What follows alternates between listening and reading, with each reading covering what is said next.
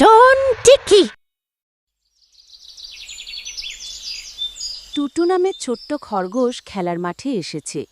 সে সবাইকে ঠেলাঠেলি করে দোলনায় উঠতে চায়। বন্ধুরা বিরক্ত হয়ে বলল, টুটু, তুমি দয়া করে বলনি। টুটু অবাক হয়ে জিজ্ঞেস করল, এটা বললে কি হয়? দাদু খরগোশ এসে বললেন, টুটু, কিছু শব্দ আছে যেগুলো জাদুর মতো, যেমন দয়া করে, ধন্যবাদ, মাফ করবেন। এই শব্দগুলো বললে সবাই খুশি হয় আর দরজাগুলো খুলে যায়। টুটু আবার দোলনার দিকে গেল। বলল, মিনা, আমাকে দয়া করে একটু দোলাতে দেবে? মিনা হাসি মুখে বলল, অবশ্যই। দোল খাওয়ার পর টুটু বলল, ধন্যবাদ। মিনা খুশি হয়ে হাত নাড়ল।